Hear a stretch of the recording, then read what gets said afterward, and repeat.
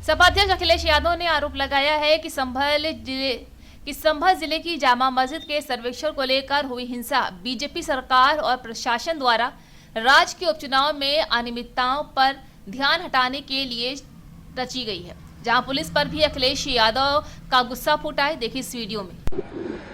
संभल की शाही जामा मस्जिद के खिलाफ 19/11/2024 को सिविल जज चंदौसी संभल में एक याचिका डाली गई।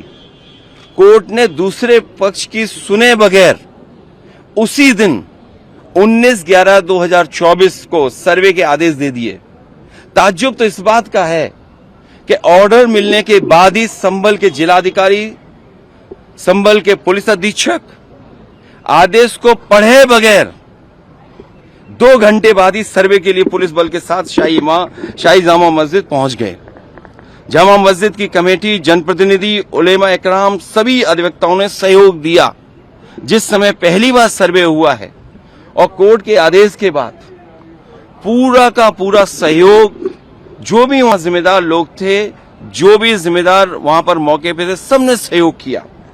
जिलाधिकारी संभल और पुलिस अधीक्षक संभल ने 2.5 घंटे सर्वे के बाद कहा अब सर्वे पूरा हो चुका है और अब रिपोर्ट कोर्ट को भेज दी जाएगी। दिनांक 22/11/2024 फ्राइडे को जुम्मे की नमाज के लिए लोग नमाज अदा करने के लिए जामा मस्जिद पहुंचे, लेकिन पुलिस प्रशासन ने बैरिकेडिंग लगा दी ताकि लोग नमाज न पढ़ सकें। उसके बाद भी लोगों ने संयम बरता, नमाज अदा की और किसी प्रकार का विरोध प्रदर्शन नहीं हुआ, किसी तरह की विरोध नहीं हुआ। 29 तारीख को कोर्ट की अगली तारीख तय थी। शाही जामा मस्जिद की कमेटी और मुस्लिम समाज के सभी लोग कोर्ट के केस की पैरवी के लिए तैयारी कर रहे थे, परंतु दिनांक 23 तारीख को रात पुलिस प्रशासन द्वारा कहा गया कि 24 तारीख को यानी अगले दिन सुबह को दोबारा सर्वे किया जाएगा। आखिरकार पहले एक बार सर्वे हो गया। ये आदेश पुलिस प्रशासन को किसने दिया कि दोबारा सर्वे आपका होगा, जब पहले सर्वे में सब लोगों ने सहयोग मदद की, पूरा सर्वे हुआ, किसी को आपत्ति नहीं थी सर्वे पर, लेकिन जानबूझ करके आगे शाही जामा मस्जिद की कमेटी और अधिवक्ता ने कहा कि एक सर्वे तो मुकम्मल हो चुका है, अब दूसरे सर्वे की क्या आवश्यकता है। कोर्ट के आदेश का हमने पालन कर दिया। अगर दूसरा सर्वे करना है तो दोबारा आदेश करवाएं, कोर्ट के आदेश के बाद हम दोबारा सर्वे करा देंगे। लेकिन जिलाधिकारी संभल और पुलिस अधीक्षक संभल ने कोई सुनवाई नहीं की और तानाशाही दिखाते हुए और सुबह के वक्त से पहले शाही जामा मस्जिद आ गए। शाही जामा मस्जिद कमेटी और मुस्लिम समाज के लोगों ने फिर भी धैर्य रखा और दोबारा सर्वे के लिए अंदर ले गए। सर्वे के दौरान करीब 1.5 घंटा बाद जब जनता को सूचना मिली तो वो इकट्ठा होना शुरू हो गए। लोगों ने सर्वे का कारण जानना चाहा तो सर्कल ऑफिसर ने उनके साथ गाली गलौज की और लाठीचार्ज करवा दिया, बुरी तरह से जख्मी कर दिया।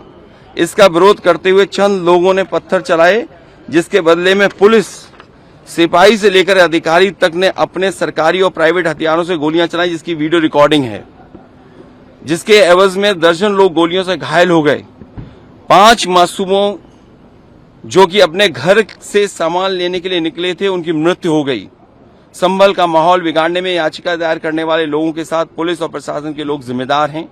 इनको निलंबित किया जाना चाहिए और हत्या का मुकदमा चलाया जाना चाहिए, जिससे कि लोगों को इंसाफ मिल सके और आने वाले समय में कोई इस प्रकार की संविधान के खिलाफ गैर कानूनी घटना को अंजाम न दे जा सके।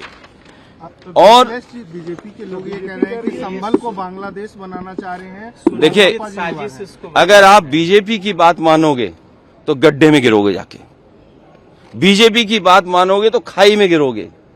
बीजेपी वालों से पूछिए, क्या चुनाव कराया था आपने उत्तर प्रदेश में? कोई ऐसा मुसलमान भाई नहीं था जिसको इन्होंने रोका ना हो। लाठी से, बंदूकों से गाली गलौज की इन्होंने। हम लोग लगातार कहते रहे और फिर बीजेपी के पास जवाब क्या, जब चुनाव आयोग को शिकायत की गई तो चुनाव आयोग ने खाना पूर्ति कर करके कुछ अधिकारियों के खिलाफ कार्रवाई की। क्या ये बता सकते हैं क्यों कार्रवाई हुई थी उनके ऊपर? क्या वोट रोकने का अधिकार था? क्योंकि वोट लूटने पे चर्चा न हो।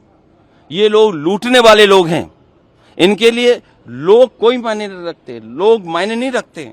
इन्होंने तंत्र से समर्थन लिया और तंत्र से ही अन्याय कर रहे हैं। उनका सीधा साधा फार्मूला है, पहले वो अन्याय करते हैं, अगर आप अन्याय का विरोध करोगे तो आप उन्हीं के अधिकारी आपके खिलाफ तमाम मुकदमे दर्ज करा देंगे।